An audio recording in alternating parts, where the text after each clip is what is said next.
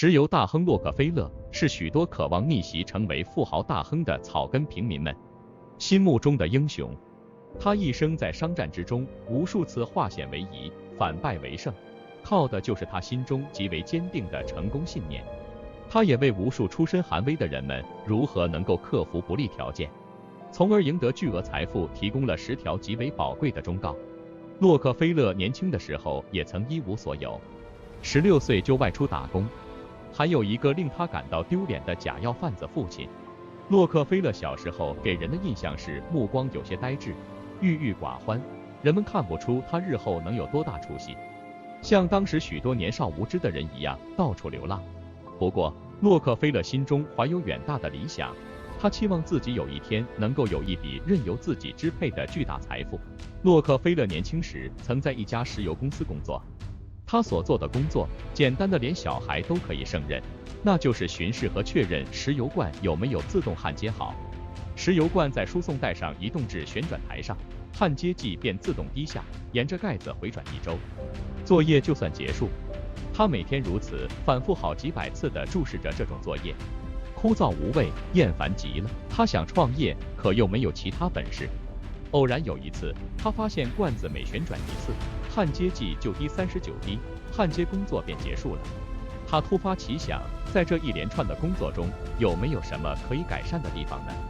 一天，他突然想到，如果能将焊接剂减少1-2滴，是不是能节省点成本？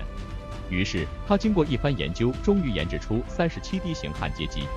但是利用这种机器焊接出来的石油罐偶尔漏油，但他不灰心，又研制出38滴型焊接机。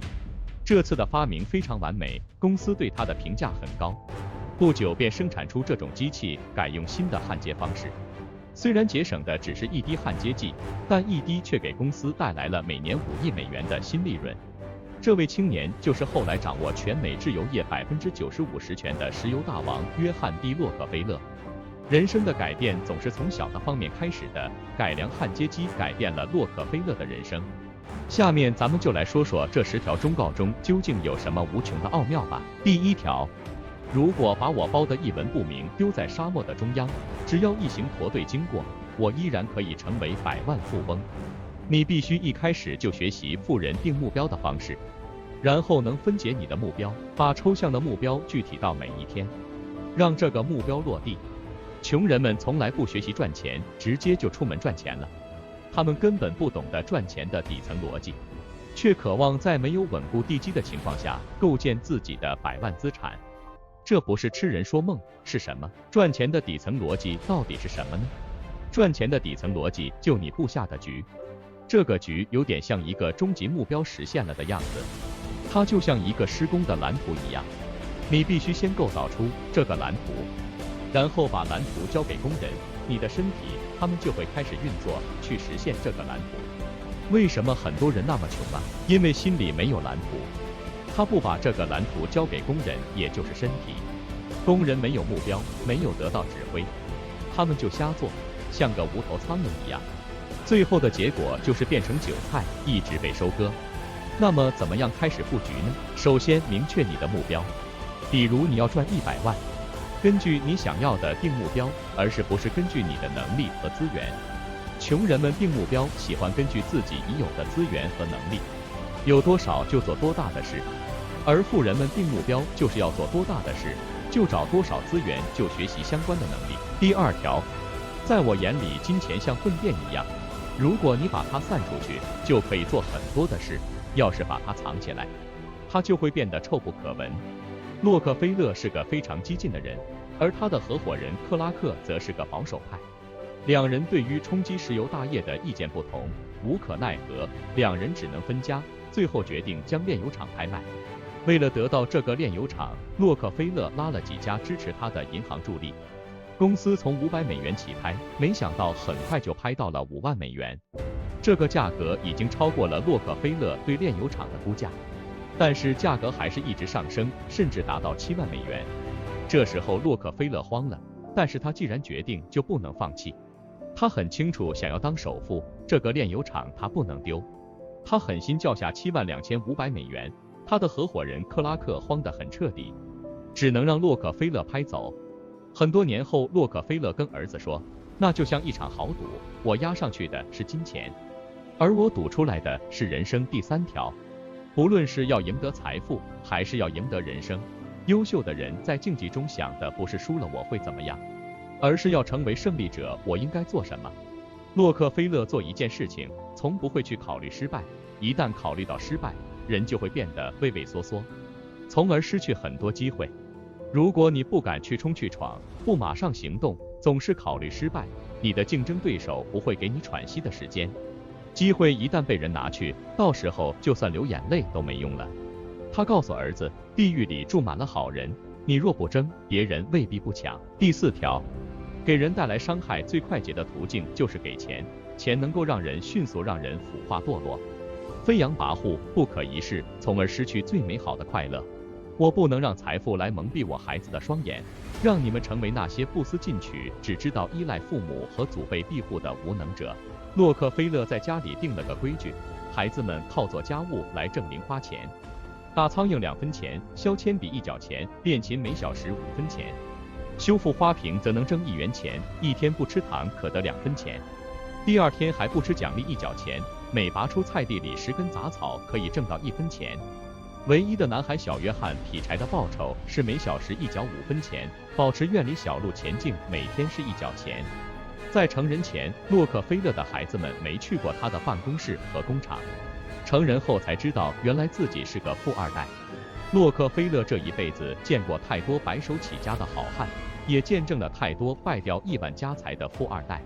因此对于后代的教育，他非常谨慎，重视孩子培养自己独立自主的能力。第5条，你应该清楚，知识原本是空的，除非把知识付出行动，否则什么事都不会发生。关于文凭有没有用，读书有没有用，洛克菲勒给出了完美的答案。读书有用，但是有个条件，你的知识要转化为能力，转化为财富，否则你所谓的文凭只不过是一张纸而已。洛克菲勒很早就辍学工作了，因为家里穷，他渴望财富，但他并没有放弃学习。私下读了很多书，比如西方的哲学、商界书籍、世界名著，他都爱读，并把读过的书转化为内在，成为一个品行兼修的商界大佬。他这辈子不抽烟不喝酒，为人彬彬有礼，除去那些自以为是的土豪，如摩根、卡内基。第6条，在机会的世界里，没有太多的机会可以争取。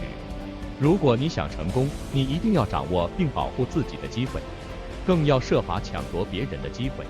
不要把失败归结于运气，很多时候运气是可以策划的。我就是靠策划运气发家。商场如战场，洛克菲勒认为商业的本质就是竞争，商业不是做慈善，该出手时就出手。洛克菲勒从不会把失败归结于运气不好，或者生不逢时被老天坑了，而是自己主动把握机会，甚至自己策划运气。第7条，沉默带给你的好处很多，摆低姿态，变得谦虚，换言之就是隐藏你的聪明。越是聪明的人越懂得沉默，就像成熟的稻草，总是垂下稻穗。洛克菲勒寡言少语，甚至在商业谈判的时候，他也是镇定自若，从不会在对手面前露出慌张、激动等各种表情，反而总是稳定心态，用一张镇定自若的脸让对手摸不准他的心理，从而谈判制胜。第8条，身份卑微，教育匮乏不足，影响我们成才。洛克菲勒小时候家里穷，读书的时候穿着非常寒酸，教室里一群富二代，而他跟他们比起来穿得像个乞丐。有一次摄影师来到班级拍照，却吩咐老师让洛克菲勒离开摄像机视野之内，说他影响整体拍摄效果。这一说让洛克菲勒的脸红成了苹果，那一刻他就发誓他要成为世界上最富有的人，长大后找最出名的画家为他拍照。前几年流行的寒门难出贵子，这句话若讲给洛克菲勒听，他一定会很生气。他认为富人的孩子确实有更高的起点，但是富人的孩子缺点也很多，因为富有他们很少有人会去掌握生存所需要的技能，而穷人家的孩子因为穷，因为一无所有，必须掌握更多技能，每天都在认真学习，长大后终会有许多机会。有梦想肯奋斗的寒门能出贵子，但是没有梦想的寒门是出不了贵子的。第9条，人生就是一个不断抵押的过程，为了前途，我们抵押自己的青春；为了幸福，我们抵押上生命。因为如果你不敢逼近自己的底线，那么你终将会输掉。为了成功，我们抵押冒险，难道不值得吗？